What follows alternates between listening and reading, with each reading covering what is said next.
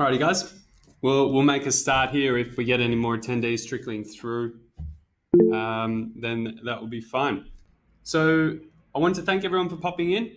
Obviously, this is a time where we've all got a little bit more time on our hands. I don't really want to harp on the state of affairs at the moment because we're all sort of across what's going on. So I won't spend too much time there. But today, what we've set up for you, it's not a GameTraka demonstration. All that content is already available for you online. This webinar is specifically geared around how you set up a remote session for your athletes. So you've given your athlete an SPT2 device. They've taken it off. Either they're isolating locally or they're isolating. They might have gone off to a family property or who knows. They've got their hardware. This webinar is specifically geared around how do we set up that session?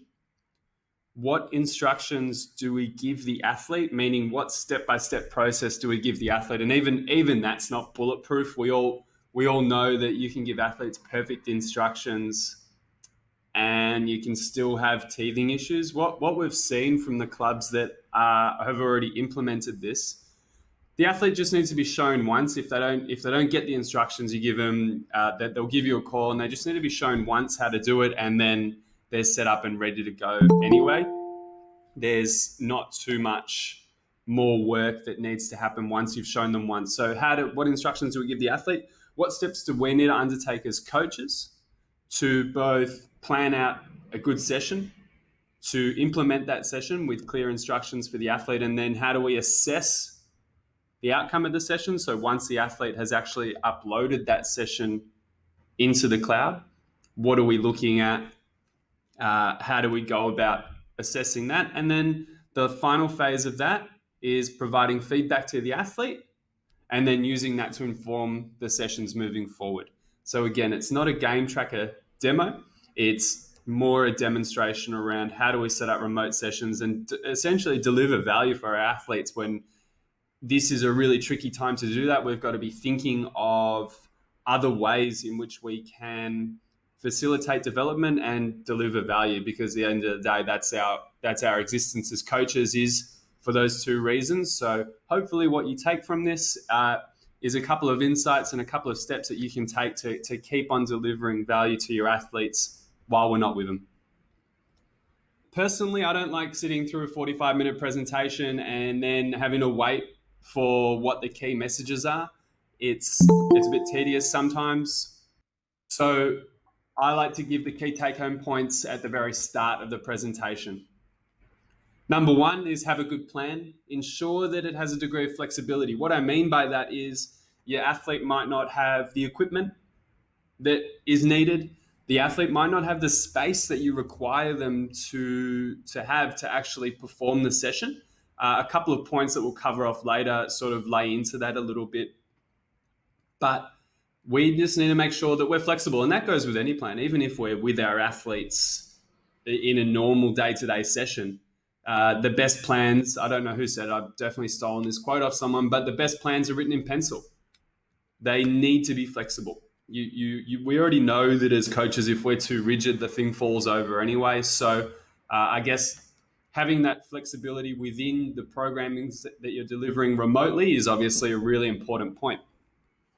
Communication is key, we know that, but how do we facilitate that in these times? Facebook Messenger, WhatsApp, Zoom calls, we're on a Google Hangout. Phone call, obviously, is and a text message. Sometimes a phone call and the text message, it lacks a degree of, when we're delivering specific training sessions, I'm not talking about just day-to-day communication, but when we're delivering specific sessions and we're giving really clear instructions to follow, sometimes a phone call and text message can kind of break down because people perceive it in that social way. It's a little bit less formal. So in my experience, I've always found it better delivering sessions via WhatsApp groups or Facebook Messenger groups. That way you can send proper PDF files. You can have a big group of people and everyone's sort of on the same page. So again, thinking about how we're communicating with our athletes during this time is not just day-to-day, how are you feeling, how are you going, but how are we communicating the sessions and how are we communicating the feedback of those sessions is it's going to help drive that value that we're looking to deliver. A little bit of an extension on point one is understanding your athlete's environment. That is the physical environment, and it's the psychological environment as well. They're at home. They're not pursuing their regular day-to-day activities. You might be working with amateur athletes who are out of work or who are working from home with kids. There are lots of complexity and a lot of minutiae around this point. We obviously, as coaches, not being there, won't understand it all. It's too hard. It's tricky. There's a lot of complexity in there, particularly with what's going on, but we need to be able to understand it as best we can. First and foremost, the best way to understand is not trying to say, hey, you need to be doing 7 sessions a week, 3 hours a day. That is a lack of understanding of the athlete's environment. Using that communication tool that you've got set up with them, glean some of this information that's going to help you understand where they're at socially, psychologically, physically. And then the more basic one is help you understand what facilities do they have access to in order to undertake these sessions. Do they have an oval that they can get to where there's no one else around? Is there an athletics track near their house? Is there just a big park? Do they not have access to these things and only have their backyard, which is 5 by 5 meters?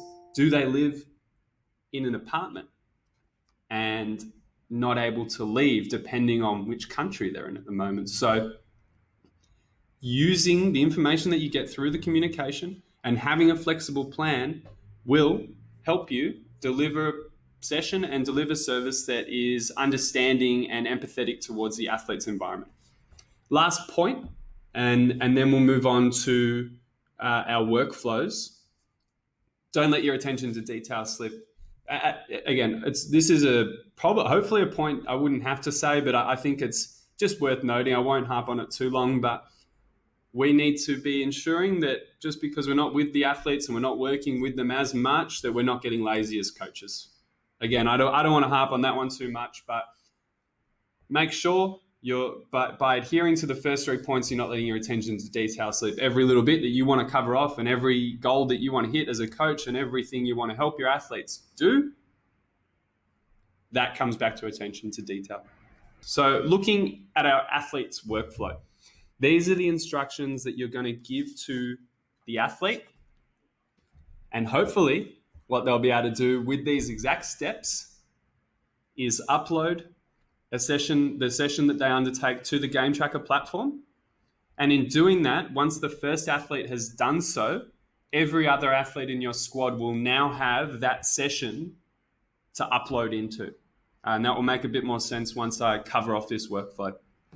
So step number 1, you're going to send them the plan. They're going to ask any questions, which inevitably will come. It's sometimes can be really hard to fit, every step that you need or all the instructions you need on one page, or in some cases, a long message or an email. It's hard to articulate that stuff. So they're going to address the questions with you that they have, and they're going to go out and undertake the session. So when they undertake the session, step number 2, they will obviously use their SPT2 device. The instruction would be to turn the unit on 15 minutes before they intend on undertaking the session. That just gives the unit time to acquire satellite fix. What we find these days is with the new firmware upgrade, it's only 2 to 3 minutes, but the best practice scenario is turning it on 15 minutes when you're outside and just letting it warm up in a nice open area. So they undertake the session wearing the device, and at the end of the session, they switch it off. Moving to step number 3. This is the part where they would use the Bridge software that sits on their desktop computer, and they would download the session from the SPT2 device using offline mode in the Bridge. So what offline mode does is it simply downloads the session off the unit. It doesn't upload it directly into the cloud. All it does is downloads the session and saves it on the athlete's computer. Once that's done, they then log on to their own GameTraka account, and they click on the upload tab, which sits on the top near the right. They would then select the appropriate team, so team A, for example. They then drag or go through the file selector and select the session that's saved on their computer. So the session that they just downloaded, they now drag that into the upload section on GameTraka. When they drag it in, they now get given the option to create a session. So all they need to do is go through the create session workflow. Again, I won't touch on this part too much as this isn't a GameTraka demo, but the event creation workflow is super simple. All they do is select training session, write a couple of notes, put a couple of tags in, and that's pretty much it. Once they've selected the appropriate session and they've put the appropriate tags on, all they need to do is click assign. Once they've clicked assign, that session is now uploaded in the cloud. So you have one athlete undertake this workflow. My recommendation is having the athlete that does this for you is one of your leaders, one of your more studious athletes, one of your more the athletes who take it more seriously, who you know will get this done for you, who you can lean on, whether we're talking about youth athletes, whether we're talking about amateur athletes, whether we're talking about semi-professional, sub-elite athletes. We all have those athletes in our squads who we know we can give this set of instructions and they'll nail it for you. Once they do that, there is now a session on GameTraka, an event that every single athlete preceding the first one can upload directly into. So when they get to the point of uploading, they will be able to select the session that the first athlete created. And what you'll end up with once all your athletes have uploaded is an event with multiple athletes in it from the same day who have completed the same session that you've given them. And then you can go through and undertake your analysis, your reporting, provide feedback, and then obviously the assessment and the outcomes of the session that you've actually planned. Again, if this workflow doesn't make sense, I'm contactable after, just in regards to the little bit about uploading, making sure they create the event and assign. But as I say, it's one of those things. Once the athlete does it once, even in the last week or two with clubs we've been working with, once we get it done once, we don't get contacted again. I'm going to push on now to the coach workflow. So the coach workflow is a little bit more of, I guess, what you'd term a classic workflow. We don't necessarily, as coaches, we're not really learning anything new. Whereas when you flash back to the athlete workflow, there's definitely a couple of key learnings there and a couple of points that they need to be able to wrap their head around. Whereas when you look at each of these steps that I'll go through in a moment, there's not really anything here as coaches that's new for us. Yes, the context is slightly different and the delivery and the wording around it might be slightly different, but the steps are relatively, I guess, known for us. So step one, we send the session plan to our athletes and address the necessary questions. Again, I've already covered that off in the athlete workflow. So step number 2, once all your sessions or once all your athletes' performances have been uploaded into that event that one athlete created and the rest uploaded into, you now need to trim and segment your data. We have content online around trimming and segmenting. I know that a lot of clubs don't trim, and I can tell you right now it's poor practice. We need to be trimming our data. If an athlete goes inside, if an athlete is resting under a tree, if an athlete runs inside to the toilet, whatever the case might be, there are always instances where you're going to get a bit skew with your data. And if you don't trim it, what you'll be looking at is it's not real. If we're looking at an athlete that undertook an 11K session and you haven't trimmed anything, where that it didn't happen. So a lot of us are pretty good with segmenting. And when it comes to this workflow and assessing our remote session. Segmenting is important. But yeah, a lot of clubs aren't trimming. So if you haven't been doing it or you're not sure how to do it, that content is online for you to look at. Step number 3, assess the team session information and download the session report. So again, this is GameTraka analysis. It's something I'll touch on briefly once I jump into the platform to assess the session that I've mocked up here. There are lots of ways you could go about it, lots of avenues that you could take depending on your sport, depending on the goals of your session. And again, that's stuff that's covered off more in depth in our GameTraka demo series, which sits online, which I give you a link to at the end. So we've assessed, point number 3 is assessing it on a team level. Point number 4 is assessing and reporting on each individual athlete and their own session data. So again, that comes back to now, how do we communicate this with the athlete? We can obviously use the feedback feature on GameTraka, or we can move back to our method of communication with the athlete and then obviously with the group of athletes as well. So we do team assessment, we do individual assessment. I've written on point 5 here to use the feedback feature in GameTraka, which I'll cover off briefly today. But obviously, as coaches, we will already have those communication systems set up, and that might be the most appropriate way to share a report or share a screenshot or to tell the athlete to jump onto the app and log on and look at their own session. So those are the coach's workflows. So I'll quickly touch on a session that I mocked up. I've included a dual name, clear instructions, a duration, an approximate duration for the event, obviously, an RPE out of 10, and if the athlete needs any equipment. So we got a warm-up. Again, it's a classic warm-up. You guys can critique my warm-up and my reps if you want. I don't really mind, but again, it's a simple, basic warm-up. Nothing too complicated. It's tricky. We can't, if you want to get your athlete to record the movement prep and the fundamental movement patterns that they undertake, that's an interesting one, and that could be really, really valuable. If you want them to set up a camera and record their running progressions so you can get eyes on the session, I'd highly, highly recommend it. So again, the warm-up can look however you want it to look, but maybe there's a way as well to get some eyes and some insight into that.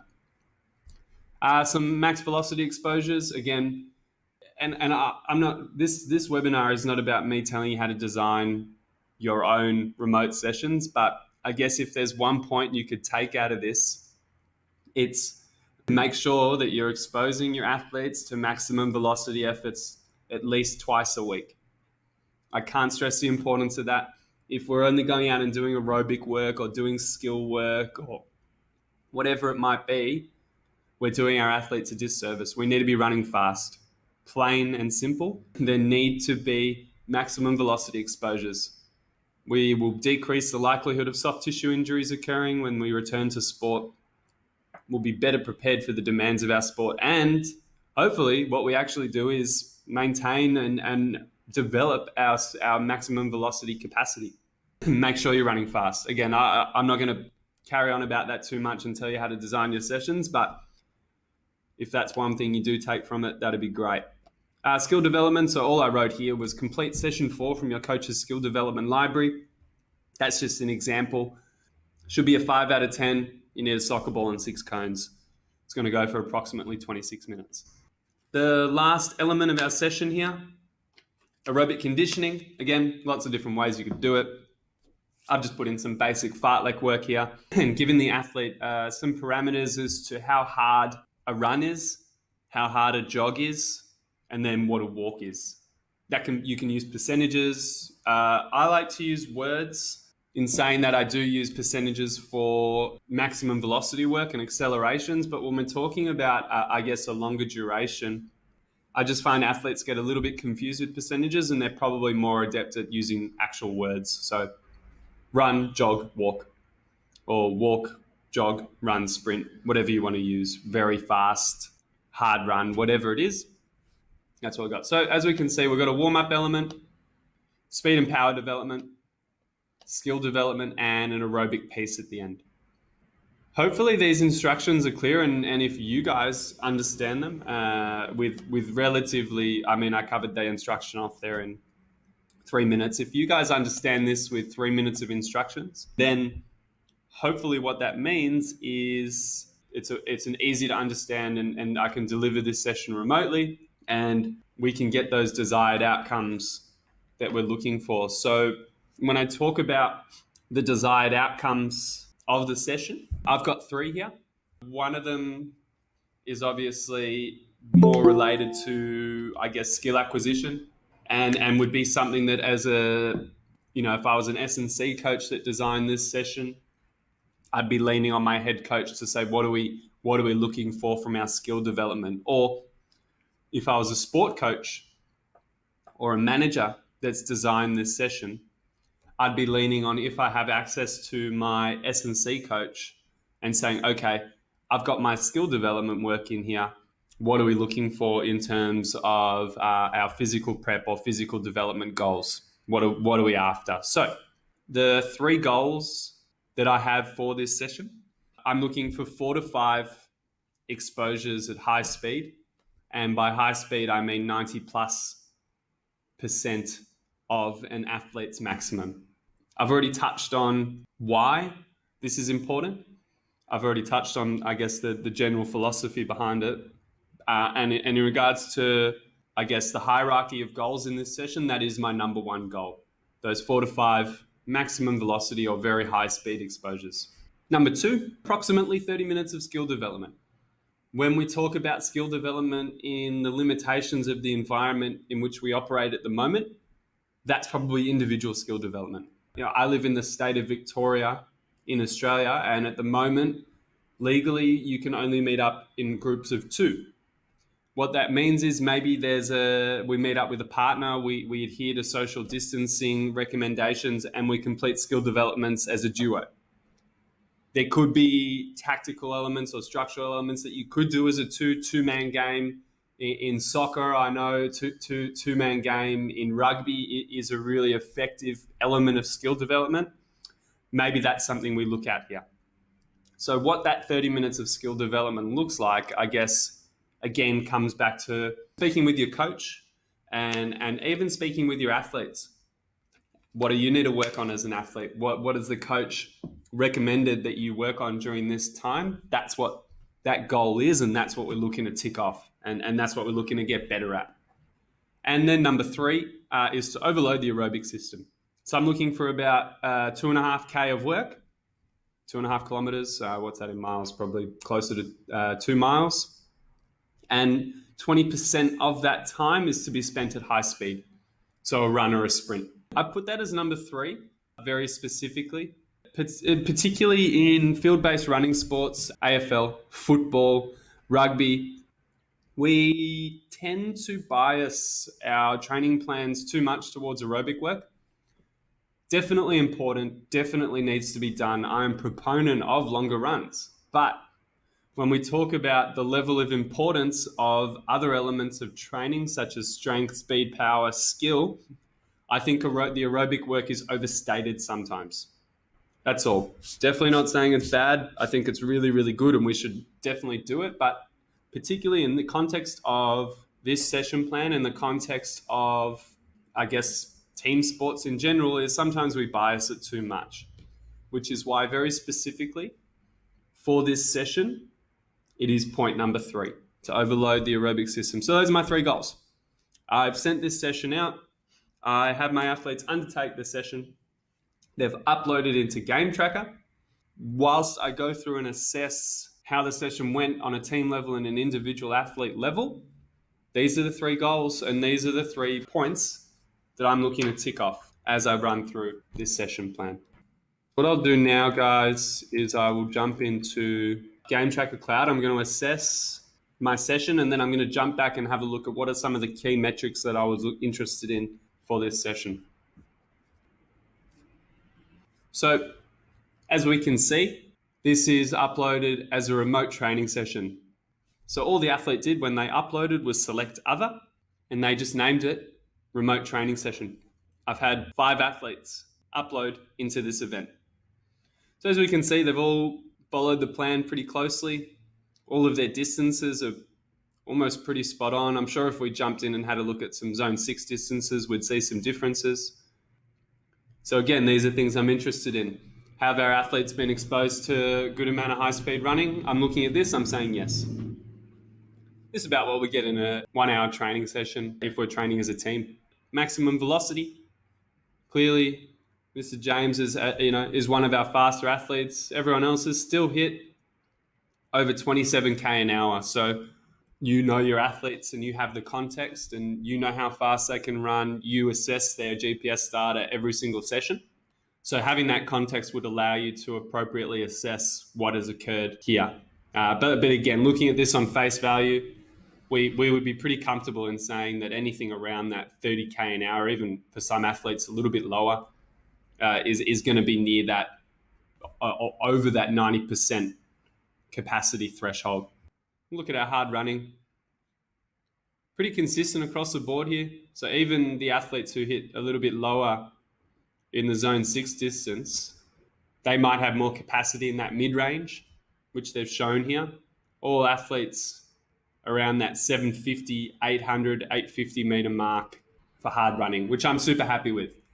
As a remote session, completing it on your own, to hit that volume of hard running, I know is what and that was one of our goals for our aerobic conditioning piece, to overload the aerobic system. So looking at that, again, I need more context and I'll jump into the individual performances to look at it. But to see that, I'm very pleased with. And I'm just going to look at total distance to understand that we're not, jumping around too much week to week, session to session, and exposing our athletes to any inappropriate risk. And again, everyone has completed a really tight session in regards to total distance. So that says to me both that they've followed the plan well, I hope, or maybe they all didn't, either one. And also I could then go back and jump into each individual athlete's long-term dashboard and just have a look that we're not peaking and troughing or spiking our distance totals week on week, even session on session sometimes. So I'm pretty happy across the metrics that I've looked at. I can generate my report. I can send this to all my athletes if I want, and I can type a piece of individual feedback again for each athlete. I'm not going to spend too much time telling you how to do that or harping on about it too much, but it'll look something like that. So that's one way to deliver that feedback. You could save this as a PDF and send it via WhatsApp, email, Facebook Messenger. That's on you. That's one really effective way to deliver that feedback. And keeping in mind that, yes, all the athletes' data is displayed here. So if you don't want athletes on your team seeing each other's data, or an athlete has expressed to you that they don't want that to be the case, then maybe this isn't the best way to provide the feedback. And that's just contextual for you. What I'll do, I won't go through every athlete's data because I'm cognizant of running over time. But what I'll do is I'll go through one or two, both with the session plan in hand and also our session goals. I have already created my segments. Again, I'm not going to go through how to do that, but we had our warm-up, speed development, skill development, aerobic capacity. So warm-up, speed development, skill development, aerobic. So that's what we're seeing in the segments, just for anyone who was wondering how I got there or why I did that. I used my session plan, and you can see like there's a clear warm-up, there's clear max velocity exposures here, and the block here at the end was our aerobic conditioning. So if I turn that on, so we can sort of see those clear blocks. But what I'll go through now is assess this session piece by piece and see if we've done our athlete a good service here. So goal number one was those high velocity exposures. So what I want to do, I'm going to turn on that speed development segment. So I can see that they've undertaken 5 sprint efforts and they've hit their max velocity for the session in this block. How many times they've done it, I could go through and go minute by minute to see, but I'm happy with that. So they've hit their max velocity for the session in the speed development component, and they've hit 5 sprint efforts. And this instruction has told the athlete to complete 5 efforts. You probably can't see it on your screen, but it says complete 5 efforts. So if I jump back into GameTraka, 5 efforts. So in regards to my max velocity exposures, I'm really happy with that. We're going to say that the athlete followed the plan well, and the plan was appropriate for the goal that we were after. Looking at our skill development piece, approximately half an hour of skill development. We've undertaken 26 minutes. As we can see, the work rate's a little bit lower, the hard running volume's a little bit less, our top speed's a little bit lower, but that's fine. With less of a physical output, ideally what we're seeing is better retention of skill development aspects, of game plan aspects, of structural aspects, cognitive acquisition of a skill is better when we're not as fatigued. So the fact that we've seen less of a physical output here is pleasing on my end. I'd be able to relay this to a head coach if I was the S&C coach, or if I was a head coach and I saw this, I'd say, okay, that looks pretty much what we were after. And I'd contact the athletes and say, were you tired when we were doing the skill development work? How'd you feel? Do you have any videos of you completing the skill development work? And ideally, if we get good or bad feedback, doesn't really matter. We can then tweak the session, or we can prescribe it again further down the track because we know it's going to give us the outcomes that we need. So I'm pleased with that. Last piece being the aerobic development. I was looking for about 2.5 kilometers, which we've hit here, which is really good. I was looking for 20% of that at high speed. And as we can see here, if we add up the run and the sprint, we're only looking at 9%. That to me says that a couple of things might have occurred. Number one, the prescription might be off, which is very likely. You could have just missed the mark with the instructions that you gave. You could have missed the mark with the actual sets and reps and the intensities. So that's point number one. We need to look at that. Point number two, the athlete may have not understood the instructions. So we can ask that question. That's an easy one to ask. Point number three, the athlete might have, what's the appropriate word to use here? The athlete might have not given the full effort required to complete the prescription. There are a lot of reasons for that. They could have been having an off day. Again, like the points I touched on earlier, they could have been their social aspects might be really heavily stressed, and their family environment might be really stressed. So obviously during times like this, there are more reasons than like your classic reasons that the prescription didn't work, or maybe they just couldn't be bothered. But whatever it is, we have those communication avenues and we have the trust with the athletes. We can figure that stuff out. And sometimes we might never, and that's also fine. In the case of Ander, we have just missed the mark a little bit in terms of our third goal of the session. We got the volume right, which I'm happy with, but the intensity was just a bit down, probably about half of what we were looking for from a high-speed running standpoint. And that's feedback that we can provide via the feedback tool if we want. Hit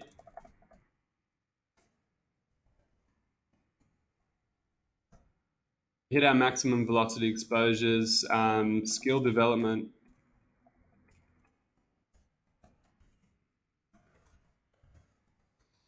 Skill development work was good. Aerobic volume was appropriate, but intensity was down. Simple. And we can provide a rating for that session. I would have given it a 5 if we hit our intensity, but we didn't. And you hit submit. So the athlete can then see that on the app, or again, you can provide that feedback via any mechanism that you want. You can do it with screenshots of the platform. You can do it lots of ways. I'm just going to quickly run through one more athlete as an assessment, and then we'll push on. So we know what we wanted from our skill development. Have we done that? 6 efforts. The max velocity is a little bit down. So we know that David's max velocity for the session was almost 31.5 k an hour. And the fact that during the speed development session, he's only hit 27, okay. We might need to address the output and the effort during those max velocity exposures. He's hit the number of efforts required, but that top end speed is a little bit low compared to what we would have been after. Skill development, again, nice. That work rate's dropped. Top speed's dropped. The volume's a little bit lower. We're relatively happy with that. I think that's a tick. Again, that would be leaning on your coach for that, or as the coach, you'd be looking to ask those extra questions to get to the outcome, to fully know the outcome that you're after. Aerobic session, almost 2.5K, really nice. Top speed's up, and we've hit 13%. So we're almost there. So it's a little bit better. We're still a little bit down on, I guess, that high speed volume that we're after. And you know, if this is that's happened with 2 athletes now, let's jump into a third one and have a look. Yeah, 9%. So the fact that it's happening with multiple athletes in the event probably leans towards the prescription being slightly off. So we know that we need to tinker with that for the next session in order to hit those goals that we're after. So that's really good feedback for me as a coach. And those are the type of elements and I guess that the type of points that you're looking for in GameTraka to then tie back into your session plan. I'll just cover off each of the metrics that we were looking at and kind of how we might use them to guide not just the individual session assessment, which we've done, but our long-term planning as well. So looking at total distance, again, we can use this in a lot of ways. We can use it in our weekly, looking at the plus and minus of total distance week to week, avoiding big peaks and troughs. So by that, I mean plus or minus 10 to 15% each week. If we're venturing to 20, 25%, we're just exposing our athletes to more risk. And sometimes that might be appropriate if we're in a preseason loading period or actually, there are probably very few cases in which you want to go venturing past 20, 25% plus or minus week to week. We could look at the weekly total that we've undertaken versus our monthly average. As we know, this is the acute to chronic workload ratio. I won't dive too deep into that at the moment. A little bit of conjecture around it at the moment as well, which is good. Just understanding where it sits in your toolbox. And we could look at total distance in regards to a match target as well. So if we know we undertake 12 kilometers in a match, maybe the goal in a training session, if we're completing 2 a week, maybe the goal in a training session is 6 kilometers. So 50% of match load, whatever that looks like, might be slightly different. So I was looking at hard running before, and that was the percentage of hard running we undertake relative to the full volume that we undertake. Again, you could use it as a percentage. You could look at it as a percentage of match load, again, similar to total distance. So if you undertake 1.2 kilometers of hard running in a match, maybe the goal of your training session is 80% of that or 70% of that. And what we were after was slightly under that. And, you know, you can tinker that and make it higher or lower depending on the output that you're after. Top speed. This one's super important, particularly in these times when we're not with our athletes. We need to be hitting max velocity exposures. Plain and simple. We don't want to do it to death, but 2 to 3 times a week helps mitigate injury risk and helps ensure that our athletes are fully prepared for whenever this lockout period ends. You know, in Australia, we're looking at somewhere around the end of May. So we're looking at 9 to 10 weeks. If we don't run fast in that time, we are setting ourselves back at an astronomical distance and doing our athletes a disservice. So hitting those max velocity exposures 2 to 3 times a week, you only need a handful each session, maybe sometimes even 1 or 2, but get them done. And sprint efforts, you know, we talk about the most demanding periods of matches that we need to prepare for. We talk about having athletes appropriately prepared for the demands of their sport. Sprint efforts fast. It's hard. It's hard to do. It's hard to do often. So make sure we hit those speeds. Make sure we're regularly doing them and programming them into our sessions and using them as part of our session goals and providing that feedback to the athletes. Before I finish up, I just want to get to a QA section. So can athletes trim and segment their own data to save time? Personally, I'd say don't let them do it. But again, if your athletes are adept at using the GameTraka system, if they've used it before, if you trust them in that capacity, yeah, they could. But I'd say just do it yourself. So yeah, that you could do it and it would save you time. But for where we are being remote and a lot of our coaching is going to be done in front of a computer, I think it's probably worth your own time to trim and segment your athletes' data rather than giving them the keys, which could end up with a lot of different outcomes. Next question. I got 2 more to get through here and then I can get to any that have been sent through. What outputs will we be looking for in a quality warm-up? That's a nice one. So for mine at least, this is again. No, I'm not saying that this is the be all and end all. It's definitely not. From what I've been taught through my own practices and what we generally see is a quality warm up. You go from low to high, meaning you start with your low level dynamics, you move through to your high level dynamics. But in terms of outputs, we need to have a couple of max velocity exposures in there. That's a key one for me. So looking at hitting those top speeds at the end of the warm up, looking at hitting those sprint efforts at the end of the warm up, that's an important one for me in a quality warm up. And also in regards to just the overall running volume as well.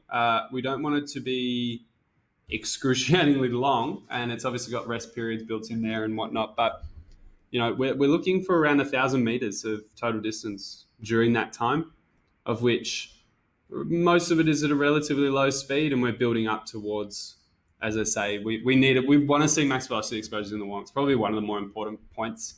A good training session, it builds up anyway. You don't do your highest intensity stuff right after the warm up anyway, but we still don't want to be sending athletes out onto the field without those high velocity exposures. And particularly on game day, well, yeah, you actually do go straight into the high intensity work. So having those max velocity exposures built into the warm up, so an athlete has completed just one or two before they undertake the performance, that's a key one for mine. And the last QA that I got sent through, what happens if athletes complete sessions on different days? You just need to create a second session. So the GPS file that the athlete uploads into the session has the time built into it. And if an athlete uploads a session on the Monday and there's 5 sessions in there, an athlete who completes a session on the Tuesday can't then upload into that event. They'll see an error. So they would then need to create a new session. So yeah, if athletes complete sessions on different days and you want to program them remotely, just make sure you've got 2 separate sessions on GameTraka. So send the other athlete the athlete workflow. So Jared's question around athletes trimming and segmenting at different times. Well, yeah, as I say, that's up to you. So as I say, if an athlete completes a trim or a segment at a different time, that's fine. That doesn't matter. But if they upload the session on different days, then yes, they would need to upload 2 separate sessions. I hope that answers your question. I'll leave it there. There's additional education content at these 2 links here. So we've got SPT University, which is our full product demo, and undertake session by session lessons on how to use the hardware and the software that SPT provide.